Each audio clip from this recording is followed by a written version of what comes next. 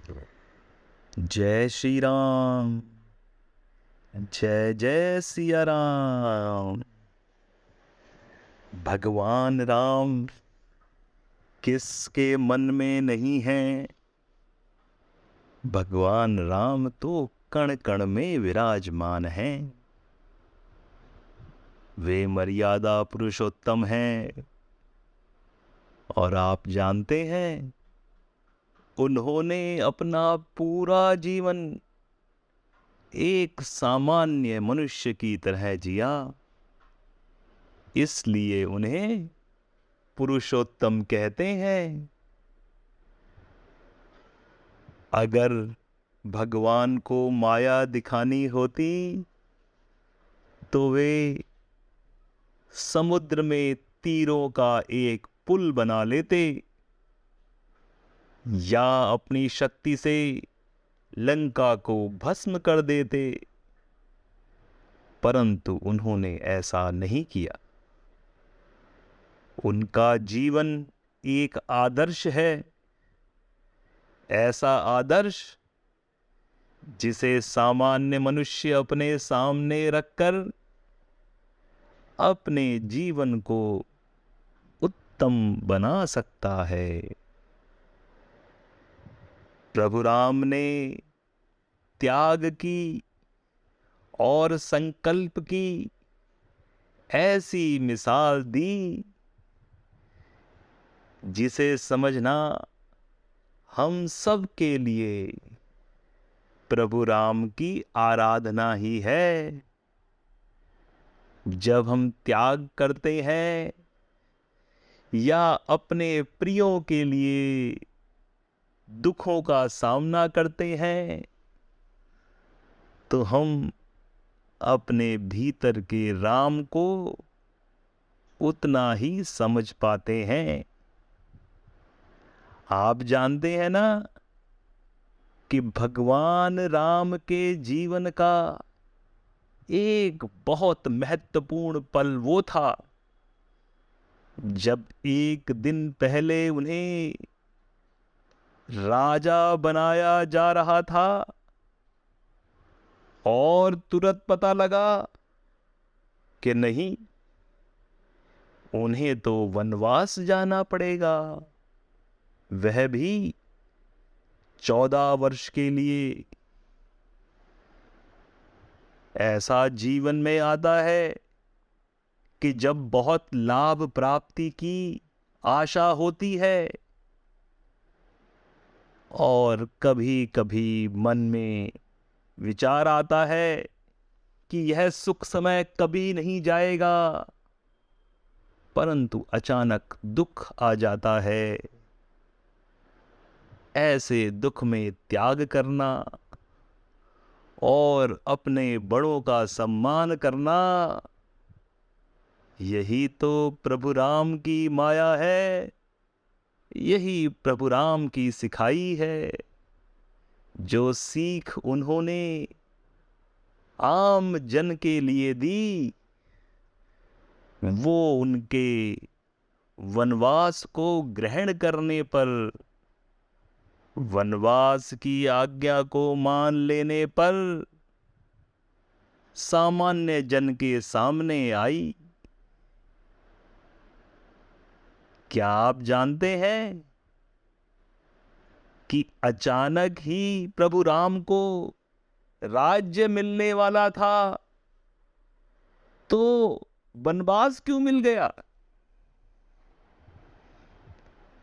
राजा राम के पिता दशरथ, उनकी 3 पत्नियां थी। कौशल्या, कैकई और सुमित्रा।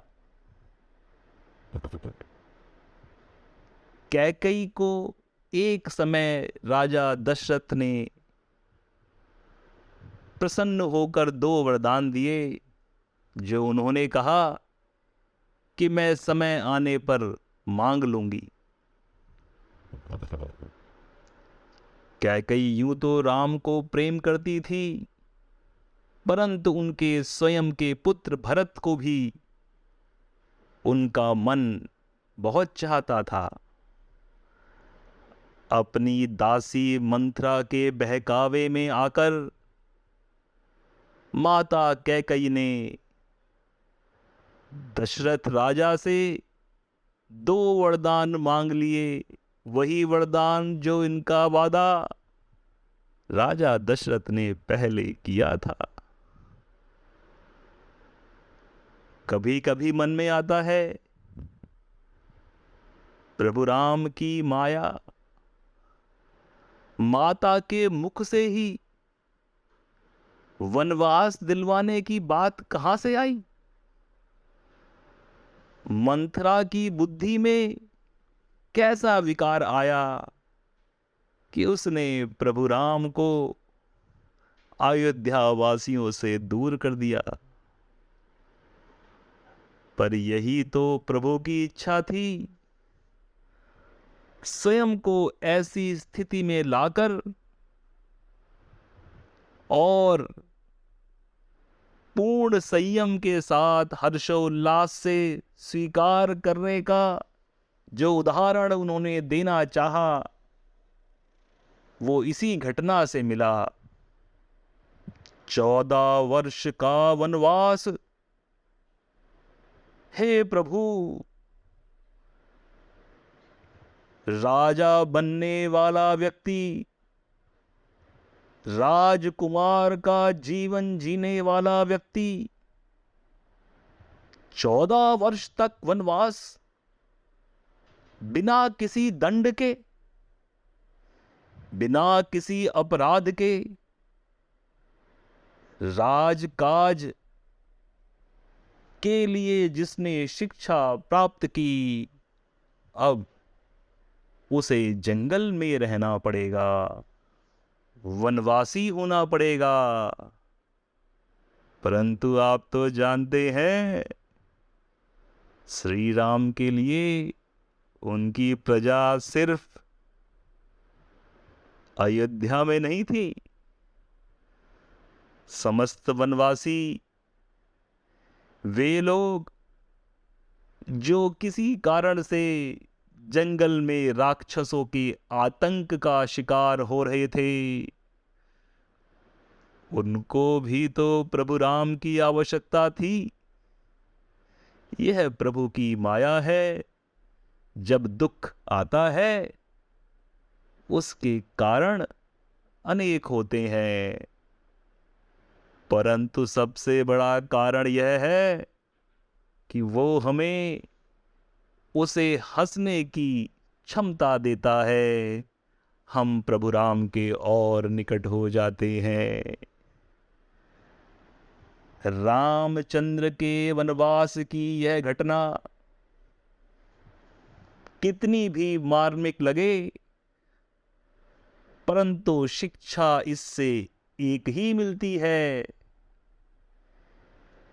कि माता पिता की कैसी भी आज्ञा, कैसा भी उनका आदेश हो, उसे हंसकर मानना चाहिए।